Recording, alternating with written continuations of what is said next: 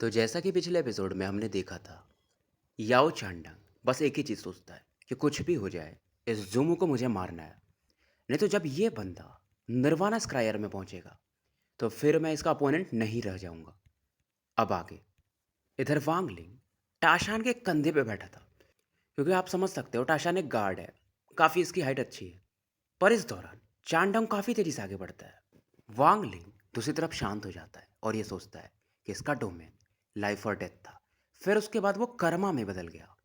जिंदगी में, मतलब इस दुनिया में, लोग मृत्यु और जीवन से तो बच सकते हैं, लेकिन कर्मा तो सबको भोगना पड़ता है। यह विचार इसके मन में आता है। और जो 1000 साल वांगलिंग ने कल्टीवेट किया था, सबसे बड़ी इसकी जो खासियत थी, इसके स्पेल्स नहीं थे कभी भी। इसका जो अंडरस्टैंडिंग था, जो समझ था इसके डोमेन का, वो गजब लेवल पे था। तो वांगलिंग अब डिसाइड करता है कि ये बैटल ऑफ डाओ करेगा। अब इसका जो डोमेन था यानी डाओ, वो फैलना शुरू होता है। इसका जो बायां हाथ है उसमें कार्मिक कॉज है, और जो दायां हाथ है उसमें कार्मिक इफेक्ट है। इसे ही कर्मा कहते हैं। आंखें खोलता है और इसका डोमेन फैलने लगता है। चांडंग जो कि तेजी से आगे बढ़ रहा था, वो देखता है, वो समझ जाता है कि ये जो अटैक करने वाला है उससे वांगलिंग तो मारा जाएगा, लेकिन ये वांगलिंग के डोमेन में फंस के रह जाएगा, ब्रेक नहीं कर पाएगा। तो ये थोड़ा पीछे हटता है और अपने डोमेन को, यानी अपने डाउ पावर को ये भी एक्टिवेट करता है, क्योंकि डाउ का बैटल डाउ से ही लड़ा जा सकता है, हालांकि काफ़ी रिस्की होता है। तो ये भी बैठ जाता है वांगलिंग से 30 फीट की दूरी पे, और उसके बॉडी से एक गोल्डन शैडो बाहर निकलता है और कहता है, स्ट्रगल कर लो, तुम मरने ही वाले हो। मैं तुम्हें याओ फैमिली का डाउ दिखाता हूँ, क्योंकि हम लोग सेलेस्टियल्स के बच्चे हैं। सेलेस्टियल्स के पास डोमेन नहीं होता है, लेकिन हमारी जो ग्लोरी थी पहले की, मतलब हमारे जो अच्छे काम थे, मतलब जो नाम कमाए थे, वो बाद में हमारा डोमेन बन गया। यानी जो सेलेस्टियल एंसेस्टर की ग्लोरी है वही हमारा डोमेन है। वांगलिंग सोचता है, पुराने समय का ग्लोरी, अब उसका क्या मतलब है? कुछ भी, वो सब चीज़ कर्मा से ही लिंक है। जैसे अब आपको और अच्छा समझ में आएगा। सेलेस्टियल्स की ग्लोरी जो थी, मतलब उन्होंने जो अच्छे कई लोगों को मारे होंगे, बैटल जीते होंगे, वो एक कार्मिक कॉज था। अब उसका इफेक्ट क्या हुआ, यानी कि कार्मिक इफेक्ट, सेलेस्टियल रियल्म कोलैप्स कर चुका है, खत्म हो चुका है। अब वांगलिंग सोचता है कि तुम ग्लोरी में घमंड ले रहे हो, बट कर्मा से नहीं बच सकते। क्योंकि सेलेस्टियल्स भी क्यों मरे? क्योंकि कर्मा तो सबको भोगना ही पड़ता है, तो उनके बच्चे भी नहीं बच सकते। और तुम्हारा जो डाव है वो बहुत कमजोर है। और वांगलिंग हंसता है। अब कर्मा का जो पहिया था, सर्कल, वो घूमना शुरू होता है। कहा ऐसा भी जाता है कि सेलेस्टियल एम्परर बहुत पावरफुल थे, हेवेंस के विरुद्ध गए थे, पागल हो गए थे, बाद में मारे गए थे। और तुम्हारे एंसेस्टर सेलेस्टियल एम्परर के कंपैरिजन में तो बहुत छोटे रहे होंगे, क्योंकि सेलेस्टियल्स ने एक रास्ता ढूंढा था कि हम डोमेन नहीं बनाएंगे, हम अपने सेलेस्टियल ऑरा को कल्टीवेट करेंगे। और वांगलिंग कहता है कि जो दो डोमेन तुम कल्टीवेट करते हो, बेसिकली वो कुछ नहीं है, वो बस एक भ्रम है। तुम निर्वाणा स्क्रायर लेवल पे हो, बट तुम्हें अपने डाउ का समझ नहीं है। वो बस एक इल्यूजन है। तो तुम मेरे सामने फाइट कर ही नहीं सकते। चैंडोंग की बॉडी अब कांपने लगती है, ये खून की उल्टी करने लगता है, मानो ये मर चुका हो। ये काफ़ी कंफ्यूज था। और वांगलिंग अब कहता है कि याओ फैमिली मुझे मारना चाहती है, वो एक कार्मिक कॉज है। तुम्हारा डाउ टूट चुका है, वो मेरे कर्मा डोमेन के कारण। बेसिकली वो कर्मा इफेक्ट है। चैंडोंग के आसपास जो एक सेलेस्टियल शैडो बना था वो खत्म हो जाता है, सब नॉर्मल होने लगता है। चैंडोंग के लिए मानो कई साल बीत चुके हो। वांगलिंग का कर्मा डोमेन खत्म होता है, और जो टालिस्मैन का पावर था जो चांडोंग ने इसके ऊपर यूज़ किया था, वो भी अब धीरे धीरे खत्म हो जाता है। इसका जो सोल था वो फिर से फ्री हो जाता है। इधर जो बटरफ्लाई थी वो फिर से पंख लहराती है, और चांडोंग खत्म हो जाता है। इवन उसका बैग भी नहीं बचता है। इधर वांगलिंग, इसका ओरिजिन सोल, ओरिजिन एनर्जी वापस तो आ चुका था, बट ये भी खून की उल्टी करता है, क्योंकि बैटल ऑफ डाओ बहुत डेंजरस होता है। और एक चीज़ वांगलिंग ये भी सोचता है कि जिस लेवल पे ये बंदा था, अगर अलायंस स्टार सिस्टम में होता तो ये ज़्यादा पावरफुल होता। कारण ये है कि अलायंस स्टार सिस्टम में फैमिली कल्टीवेशन नहीं है, मतलब आपके फैमिली के लोग, एक कल्टीवेशन प्लेनेट नहीं रहता उनका, सब लोग अलग अलग रहते हैं। इवन टीचर से, अपने साथियों से भी उन्हें चौकन्ना रहना पड़ता है। इसलिए वांगलिंग ज़्यादा पावरफुल था। अब वांगलिंग कमज़ोर हो चुका था और टाशान के साथ स्पेस में मर्ज हो जाता है, पर जैसे ही गायब होता है, यहाँ पे एक कोल्ड लेडी प्रकट होती है।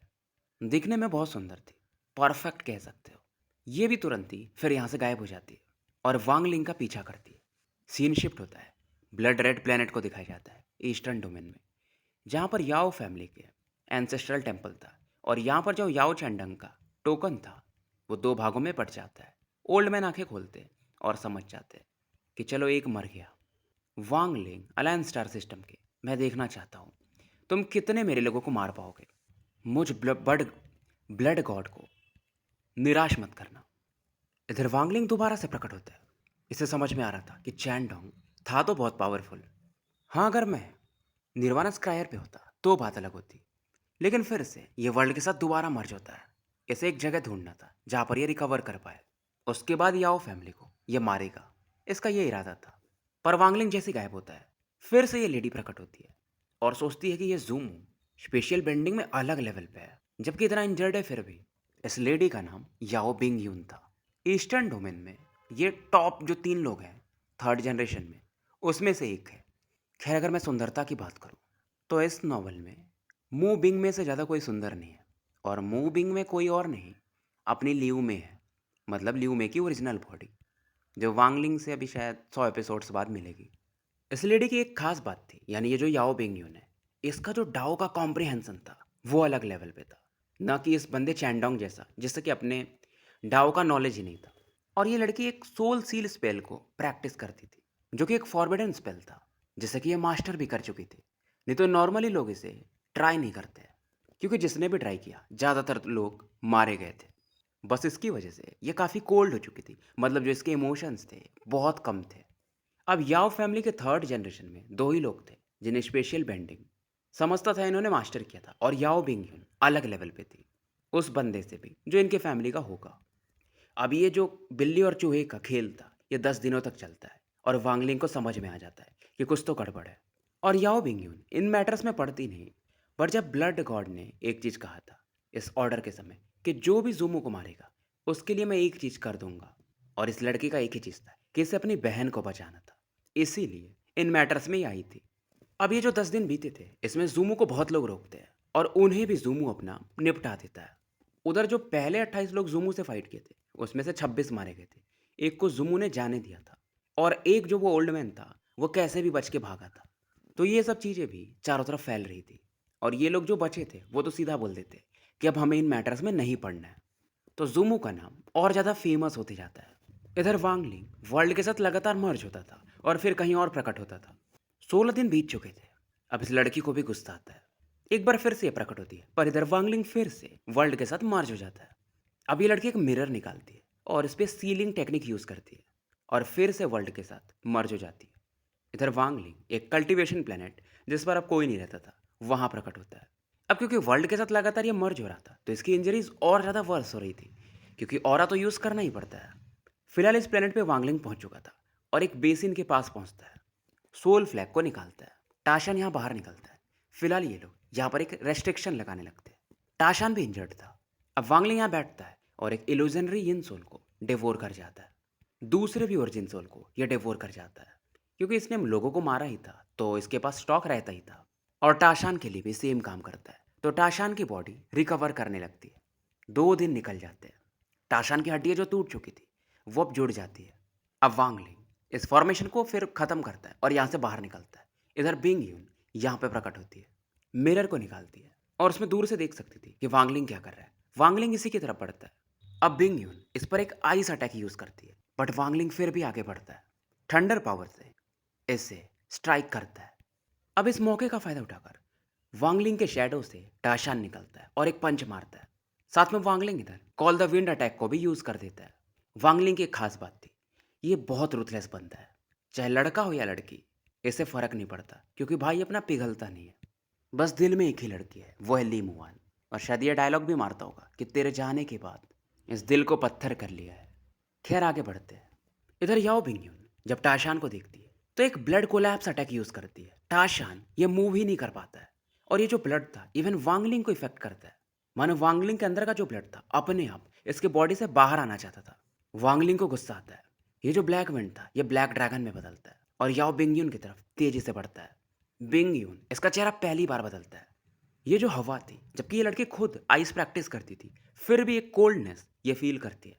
और इस मौके का फ़ायदा उठाकर वांगलिंग वर्ल्ड के साथ फिर से मर्ज हो जाता है, क्योंकि वांगलिंग जानता था इस लेडी को ये हरा नहीं पाएगा। और वहीं अगर यहाँ पर समझ लो जायोयान होता, तो जो जायोयान का ऑथर ऐसा दिखा था कि जायोयान बंदे को हरा दिया, बट वांगलिंग का अलग है।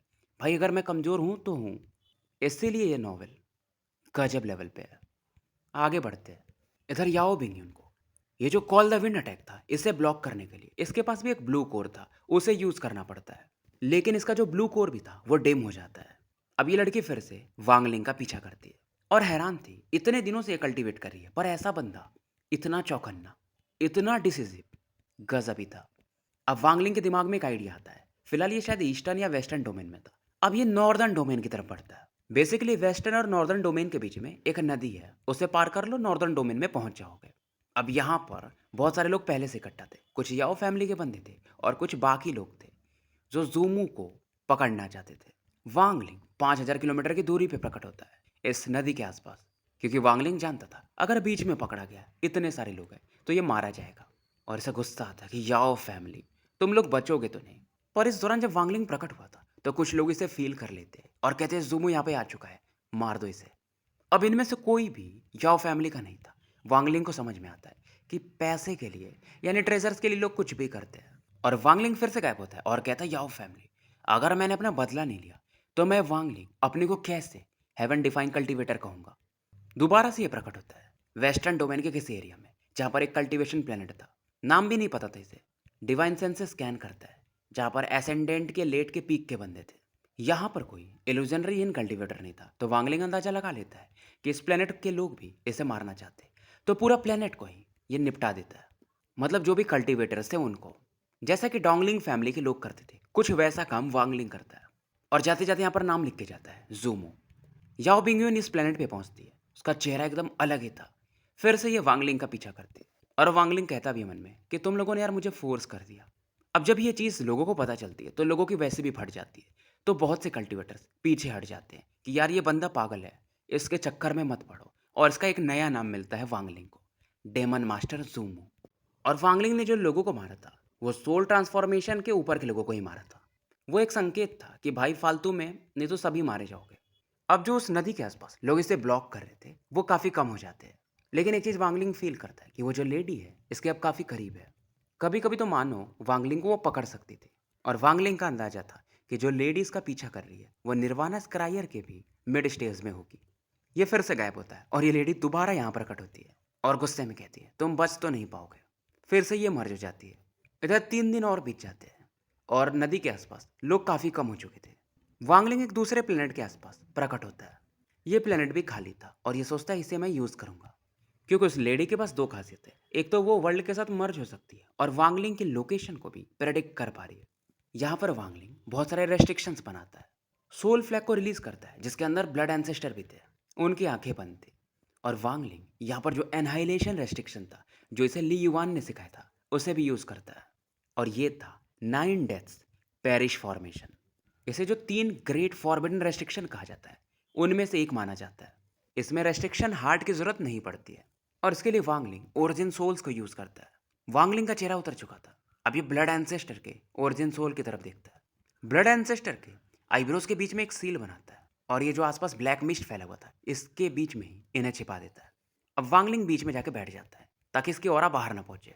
और जब ली युवान ने ये यूज़ किया था तो वांगलिंग भी समझ ही नहीं पाया था कि यहाँ पर कोई रेस्ट्रिक्शन है।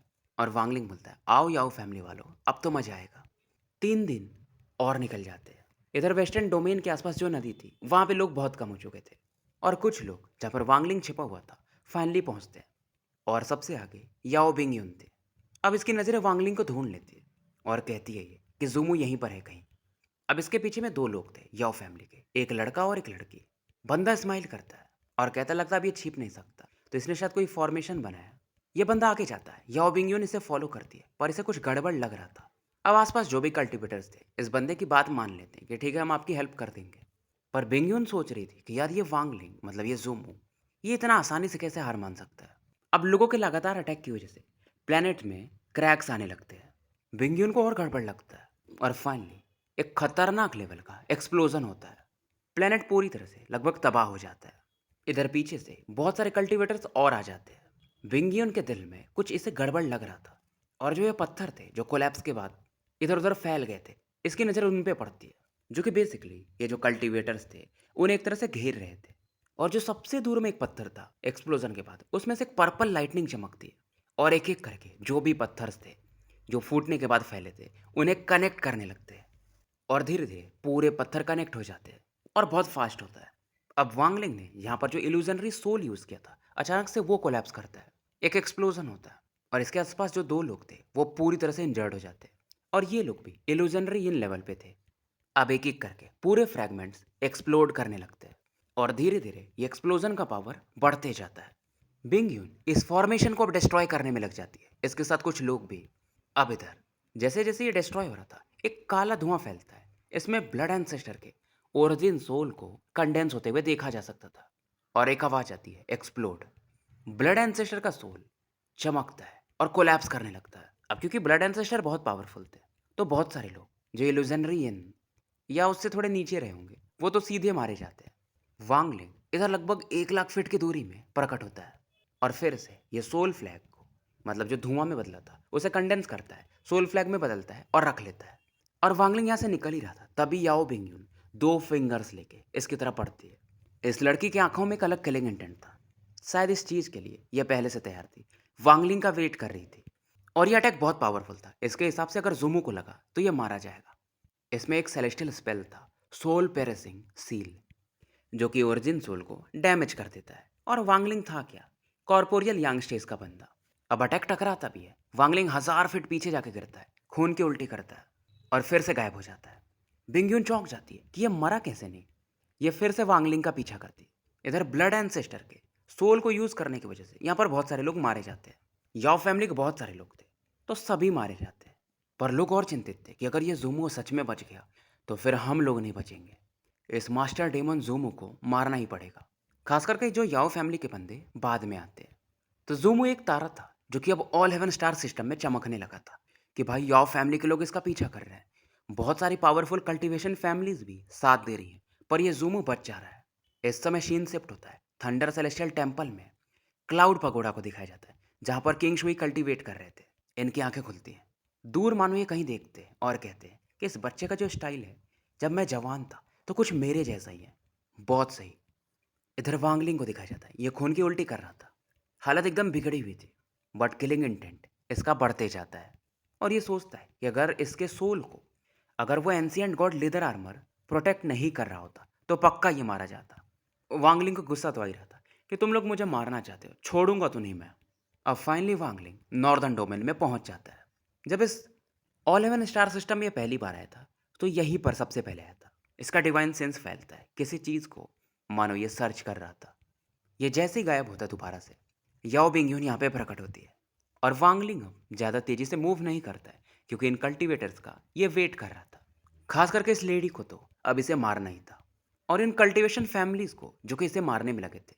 इसके संकेत करने के बाद भी जब एक प्लेनेट को इसने डिस्ट्रॉय किया था कि भाई अब तो इन्हें नहीं छोड़ूंगा, वांगलिंग बार बार प्रकट होता और उस लोकेशन को सर्च करता, फिर गायब हो जाता। फिर ये वोमेन यहाँ पे प्रकट होती थी। जो नॉर्दर्न डोमेन के लोग थे, वो तो इस मैटर्स में नहीं पड़ते, क्योंकि ज़ूमो का नाम इधर भी अब फेमस हो ही चुका था। अब वांगलिंग एक ऐसे लोकेशन पे था जहाँ पर इसने 100 से ज़्यादा साल बिताए थे, प्लेनेट रानयोन, जहाँ पर ये अपने बेटे वांगपिंग के साथ रहा भी था। एक अलग इसे एहसास होता है। फिलहाल वो लोकेशन भी मिल जाता है जिसे ये ढूंढ रहा था, कि चलो वो जगह नॉर्दर्न डोमेन में ही है। वही प्लेनेट जिसके मानो रेस से बाहर निकले हो, और ये बेसिकली मून गेजर था, जो कि प्लेनेट का शेप ले लेता था, इतना बड़ा था।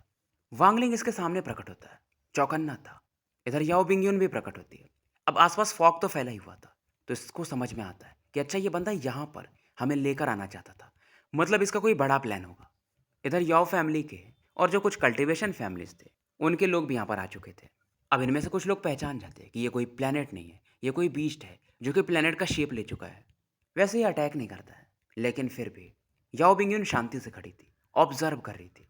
इधर वांगलिंग इस ब्लैक फॉग में एंटर करता है, मून गेजर सरपेंट के करीब था और सीधा इसके बॉडी में एंटर कर जाता है। उसी रास्ते से जाता है जहाँ से इसने हड्डियाँ निकाली थी। और वांगलिंग कहता है, अटैक करो मुझ पे, अब तो मजा आएगा। तुम लोग अटैक करोगे, मून गेजर सरपेंट जागेगा और फिर मजा आएगा। अब वांगलिंग आगे बढ़ता है और इसे याद आता है कि उस समय जो ग्रीड का वो ट्रेजर था, फर्नेस, उस मून गेजर सरपेंट ने उसे डिवोर कर गया था। और वांगलिंग को याद आता है कि एंशिएंट गॉड टूसी ने एक ट्रेजर रिफाइन किया था, बट फिर उन्होंने उसे फेंक दिया था क्योंकि उन्हें वो पसंद नहीं आया था। बट एक और प्रॉब्लम था, ये जो मून गेजर सरपेंट था, इसके अंदर भी बहुत सारे छोटे छोटे मून गेजर सरपेंट्स थे, तो इसे चौकन्ना रहना पड़ता था। अब इस दौरान याओ फैमिली का एक मिडिल एज मैन था, वो कहता है अगर ये बीस्ट भी है तो क्या फ़र्क पड़ता है, हम इतने सारे लोग हैं, मार सकते हैं। जैसे हमारे यहाँ फैमिली के रिकॉर्ड्स में बहुत सारे बीस्ट हैं, बट मारे तो गए हैं ना वो, और वो तो इससे भी ज़्यादा खतरनाक थे। और इस बीस्ट का कोई रिकॉर्ड नहीं है, मतलब ये उतना पावरफुल नहीं होगा। इस बंदे का नाम था याओ युनहाई, और ये था कॉर्पोरियल यांग स्टेज पे। इधर बिंग युन, वो भी अंदर इस फॉग के थ्रू प्रवेश करती है। अब लोग भी इसे फॉलो करते हैं। अब बिंग युन जमीन पे उतरती है और इसे लगता है यार कुछ तो गड़बड़ है, सब चीज़ एकदम अलग ही दिख रहा है, ये किस प्रकार का बीस्ट है। वांगलिंग जो कि अंदर बढ़ रहा था वो अब रुक जाता है। चेहरे पर इसके स्माइल था। अब क्योंकि इतने सारे लोग इस बीस्ट के ऊपर थे, तो बीस्ट के थोड़ी हरकतें, मतलब उसके जो टेंटैकल्स होते हैं, जो रे से समझ लो, रोम से निकलते हैं, अब वो थोड़े बहुत एक्टिव होने लगते हैं। और वांगलिंग बोलता है अब मैं इसे जल्दी जगा देता हूँ। ये उस हड्डी के लोकेशन की तरफ पहुंचता है। याओ यून हाई जो कि तेजी से आगे बढ़ रहा था, उससे भी कुछ गड़बड़ लगता है, वो रुक जाता है। मानो जमीन के अंदर से क्रैक्स निकलते हैं और एक 1000 फीट का मून गेजर बाहर निकलता है, जिसके ऊपर बहुत सारे रेसे थे और पलक झपकते एक कल्टीवेटर को तो डेवोर कर जाता है। फिर दूसरे पे कूदता है। दूसरा वाला बंदा बस उसके अंदर दब के ही मर जाता है, मतलब उसका ओरिजिन सोल बाहर निकल जाता है। यूनहाई अब पीछे भागता है, पर इस दौरान यूनहाई के पीछे से वांगलिंग निकलता है जमीन के अंदर से। और जब तक यूनहाई नोटिस करता है, लेट हो चुका था। वांगलिंग सीधा उसके ओरिजिन सोल को बाहर निकलता है और कर्मा विप से अटैक करता है। और वांगलिंग इसके बॉडी को एक्सप्लोड करा देता है, तो मून गेजर सरपेंट के बॉडी में भी हरकत होती है। फिर से वांगलिंग अंदर भाग जाता है। अब वांगलिंग के गायब होने के बाद ये जो 1000 फीट का मून गेजर था, अब क्योंकि वांगलिंग यहाँ पर आया था तो उसके ऑरा थी, तो उसे मानो ये एब्जॉर्ब कर लेता है और काफ़ी इसे अच्छा लगता है, और ये भी यहाँ से गायब हो जाता है। वांगलिंग हड्डी की तरफ दोबारा से बढ़ता है, और वांगलिंग के हिसाब से अंदर ज़्यादा सेफ है, बाहर में ज़्यादा खतरा है। और ये सोचता मैं अंदर छिपके रहता हूँ, तब तक याओ फैमिली के लोग मारे ही जाएंगे। और अंदर आप टेलीपोर्टेशन वगैरह यूज़ नहीं कर सकते, क्योंकि आप इसके बॉडी के अंदर हो। इधर वांगलिंग के 100 फीट की दूरी से एक लड़की प्रकट होती है, ये थी याओ बिंगयुन। और वांगलिंग से कहती है तुम बच के भाग नहीं पाओगे, तुमने वेस्टर्न डोमेन में, मतलब जिन लोगों का इन्वॉल्वमेंट भी नहीं था, उन्हें मारा है। मैं याओ बिंगयुन आज तुम्हें मार के रहूँगी। याओ बिंगयुन कोल्ड एनर्जी से अटैक करती है और वांगलिंग इसे डिसॉल्व करता है, और साथ में इस पर ही अटैक भी करता है। अब ये लड़की इतनी खतरनाक थी कि वांगलिंग के ओरिजिन एनर्जी को भी मानो जो अटैक में बदला था उसे जमा देती है बीच में, अपनी आई सौरा की वजह से। वांगलिंग जानता था इस लड़के के सामने ये फिलहाल तो जीत नहीं सकता। ये लड़की अचानक से गायब होती है, एक टेक्निक यूज करती है आई से एस्केप। वांगलिंग अब सेलेशियल स्टैम्प को बाहर निकाल लेता है इसे ब्लॉक करने के लिए। याओ बिंगयुन दोबारा से प्रकट होती है, पर वांगलिंग इसका जो आइस अटैक था उसे ब्लॉक कर देता है। अब ये लड़की 10 cycle sole damage seal use करती है, और एक के बाद एक ये जो सीलिंग स्टैम्प थे इसके सील्स टकराने लगते हैं। और इनकी खास बात ये थी कि सीधा सेलेस्टियल सीलिंग स्टैम्प के आर पार निकल जा रहे थे और वांगलिंग पर अटैक करते हैं। पर वांगलिंग भी सेलेस्टियल स्टैम्प का जो सीलिंग पावर था उसे एक्टिवेट कर देता है। बट फिर भी ये जो 10 साइकिल सोल डैमेज सील था इस लड़की का, ये बहुत पावरफुल था। 6 तो डिस्ट्रॉय हो जाते, बट 4 सील्स वांगलिंग के चेस्ट से आकर टकराते हैं और सीधा इसके ओरिजिन सोल में प्रवेश करने लगते हैं। वांगलिंग पीछे भागता है। लड़की हैरान थी कि ये फिर भी नहीं मरा, ये बंदा अलग है, लगता है इसके सोल को कोई पावरफुल ट्रेजर प्रोटेक्ट कर रहा होगा। और ये दोबारा से वांगलिंग का पीछा करती है। भागते भागते Wangling heavenly chop attack use करता है, और इस पर अटैक नहीं करता है, मून गेजर सरपेंट के जो मेन सेंसिटिव एरिया होते हैं वहां पर, और लगातार अटैक करता है। बिंगियन को लगता है यार कुछ तो बात है, और कहीं ना कहीं जूमो की जो एबिलिटीज थी स्पेशल बेंडिंग की, इस लड़की को भी मानो कहीं ना कहीं मोहित तो करती थी। मतलब प्यार नहीं, बट ये लड़का गजब है, ऐसा वाला फीलिंग। पर वांगलिंग यहाँ पर वर्ल्ड के साथ मर्ज नहीं हो सकता था। अब ये लड़की वांगलिंग का पीछा करती है, बट वांगलिंग अब रुक जाता है, पैनिक भी नहीं करता है। इसे देखकर ये सरप्राइज होती है, पर ये सोचती नहीं है, अटैक कर देती है। पर ये जो मड था कीचड़ जैसा, जहाँ से अपना भाई पोटी करता होगा मून गेजर, वहां से एक 1000 फीट का मून गेजर निकलता है और याओ बिंगयुन और वांगलिंग की तरफ बढ़ता है। बिंगयुन ने अभी तक कोई मून गेजर सरपेंट देखा नहीं था, मतलब ये बड़ा वाला अलग है, वो तो पूरा प्लेनेट में ही बदल चुका है और सोया हुआ है। बट ये जिंदा था, और इसका पावर लेवल आराम से निर्वाणा स्क्रायर लेवल पे तो था ही। और वांगलिंग को डाउट ये था कि 50% चांस है कि ये मुझ पे अटैक कर सकता है और 50% चांस है कि बिंगयून पे, बट ये रिस्क ले रहा था। अब मून गेजर जो सरपेंट था वो वांगलिंग के पीछे पड़ जाता है, वांगलिंग भागता है, और मून गेजर सरपेंट बहुत ज़्यादा एक्साइटेड था वांगलिंग को देखकर। वांगलिंग का ऑरा को ये एब्जॉर्ब करता है, जो मतलब वांगलिंग भाग रहा है तो उसकी ऑरा रिलीज हो रही है उसे। वांगलिंग को भी कुछ गड़बड़ लगता है। अब बिंग यून इस दौरान इसे गुस्सा आता है, मून गेजर सरपेंट को एकदम इग्नोर मार के ये वांगलिंग पर दोबारा से अटैक करती। पर मून गेजर सरपेंट को आता है गुस्सा कि भाई ये तो मेरा भोजन है, बीच में ये लड़की क्या कर रही है। इसके जो रेसे होते हैं बॉडी पे वो फैलते हैं और बिंग यून की तरफ बढ़ते हैं। वांगलिंग को समझ में आ जाता है। अब ये तुरंत ही वेदर डाउ पेयर को यूज़ करता है और बिंगयून पर अटैक कर चुका था। इधर वो जो टेंटेकल्स थे वो भी बिंगयून को घेरने लगते हैं। अब ये लड़की ब्लू कोर को निकालती है और आसपास का एरिया फ्रीज होने लगता है। इवन जो वेदर डाउ पेयर का ग्रे लाइट था वो भी फ्रीज होने लगता है। मून गेजर्स के आधे से ज़्यादा जो टेंटेकल्स होते हैं वो भी जमने लगते हैं। और इस दौरान 4 और मून गेजर आते हैं, 1000 फीट वाले, और बिंगयून को घेरने लगते हैं। अब ये लड़की भागती है। इधर वांगलिंग तो पहले से तैयार था। ये एसेंस एनर्जी को बाहर निकालता है और कॉल द विंड को यूज कर देता है। और मून गेजर सरपेंट इसे घेर ही चुके थे। अब इस लड़की के पास ऑप्शन नहीं था, तो ब्लू कोर को ये एक्सप्लोड करवा देती है। और जैसे ही एक्सप्लोड करता है यहाँ पर एक आइस वॉर्टेक्स बन जाता है। जो भी आसपास का चीज था वो फ्रीज होने लगता है और ये तुरंत ही आइस एस्केप टेक्निक को यूज करती है। जहां पर भी मतलब बर्फ होगा ये लड़की वहां पे भाग सकती थी। वांगलिंग ये लड़की भाग रही थी, कॉल द विंड इस पर यूज कर चुका था। पर ये जो ब्लैक विंड था इसके बर्फ को भी मानो पेनेट्रेट कर देता है। वांगलिंग सेलेस्टियल स्टैम को रखता है और इधर से भाग जाता है। पीछे पलट के देखता भी नहीं है। अब जहां से वांगलिंग ने हड्डी निकाला था वहां पर इसे कुछ लाल धागे मिलते हैं। अब इनमें से एक लाल धागा ये खींचता है, जिसकी वजह से पूरा जो मून गेजर था बड़ा वाला, क्योंकि ये उसकी बॉडी में है, वो ऐसा कांपने लगता है। और वांगलिंग अब यहाँ पर हेवनली चॉप अटैक यूज करता है। जो रेड लाइंस थी उन्हें काटने लगता है। मून गेजर इसकी बॉडी हिलने लगती है और एक दहाड़ इस समय सुनने को मिलती है। तो स्टोरी यहीं समाप्त करते हैं और मिलते हैं फिर कल एक नए वीडियो के साथ।